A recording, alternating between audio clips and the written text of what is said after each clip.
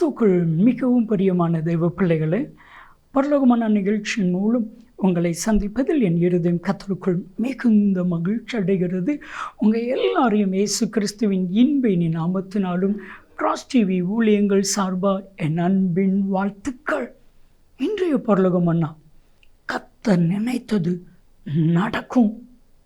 என் அன்பு தெய்வ பிள்ளைகளை, இதுவரைக்கும் நீங்கள் நினச்சது நடக்கலைன்னா கலங்காதீங்க, அது நடக்க போகுது.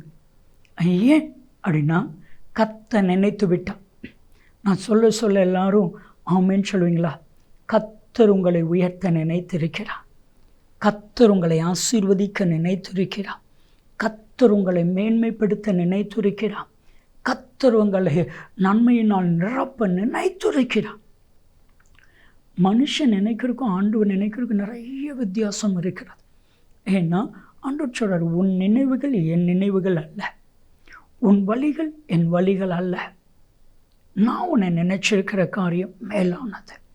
மனுஷன் நம்மளை பார்த்து நினைப்பான், இவங்க எப்படி முன்னேறிட்டாங்க, பொறாமையினால் நினைப்பான். இவங்களுக்கு பிரச்சனை வராதா, ஏதாவது ஒரு பிரச்சனையில் மாட்டிக்கொள்ள மாட்டாங்களா அப்படின்னு நினைப்பான். இதுதான் மனுஷனுடைய நினைப்பு. ஆனால் தேவன் என் பிள்ளை எப்படி உயர்த்துவது, என் பிள்ளை எப்படி ஆசீர்வதிப்பது, கர்த்தர் நினைக்கிறது வேறு. இன்னைக்கு எல்லோரும் விசுவாசிங்க. யோபு 42:2. யோபு 42:2. தேவரீர் சகலத்தையும் செய்ய வல்லவர், அவர் நினைத்தது தடைபடுவது இல்லை. பிசாசு யோபுவை கேவலப்படுத்தணும்னு நினச்சான். பிசாசு யோபுவை அவமானப்படுத்தணும்னு நினச்சான். பிசாசு யோபுவை கொல்லணும் அப்படின்னு நினச்சான். ஆனால் ஆண்டவர் என்ன நினச்சாரு? பிசாசு நினச்சது முதல்ல வந்துடும். ஆனால் ஆண்டவர் நினைக்கிறது ரெண்டாவது தான் வரும். ஆண்டவர் என்ன நினச்சாரு? எல்லார் நடுவில் மேன்மைப்படுத்தணும், 2 மடங்கு ஆசீர்வதிக்கும். பிசாசு ஒருவேளை யோபுவை டச் பண்ணலன்னா யோபுடைய வாழ்க்கையில் ஆசீர்வாதம் அப்படியே தான் இருந்திருக்கும். இப்போ யோபுவை பிசாசு டச் பண்ணனால யோபுவுக்கு 2 மடங்கு ஆசீர்வாதம். சவுல் நினச்சா இந்த தாவீதினால கோலியாத்தோட யுத்தம் பண்ண முடியாது.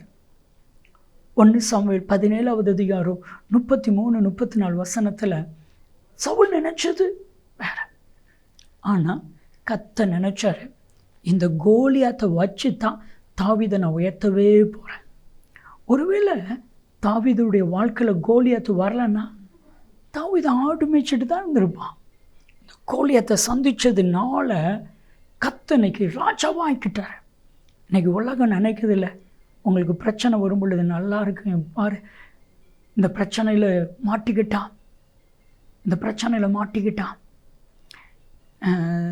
ஊழியத்தினுடைய ஆரம்ப நாட்கள் நான் ஒரு மாருதி 800 பழைய கார் ஒன்று வச்சுருந்தேன். ஸோ அந்த கார் ஆக்சிடெண்ட் ஆயிடுச்சு. என்ற ஒர்க் பண்ண பென்னிங்கிற தம்பி ஒரு ஆக்சிடெண்ட் ஆகிட்டான். யாருக்கும் எந்த பாதிப்பும் இல்லை, கார் முழுவதுமாக பாதிக்கப்பட்டுட்டு. ஸோ அப்போ அந்த நாட்களில் நான் பைக்குள்ளேயும் நடந்தும் கொஞ்ச நாள் ஊழியத்தை வச்சது. நிறைய பேருக்கு சந்தோஷப்பட்டாங்க. ஆனால் நான் ஒரு செகண்ட்ஸில் ஒரு கார் வாங்கணும்னு நான் நினச்சேன். ஆனால் புது ஆல்டோ காரை கர்த்தர் வாங்கி கொடுத்தார். நீங்கள் நினைக்கிறதுக்கும் ஆண்டவர் நினைக்கிறதுக்கும் வித்தியாசங்க. ஆண்டவர் நினைச்சது தடைபடாது. ஜெபிக்கலாமா?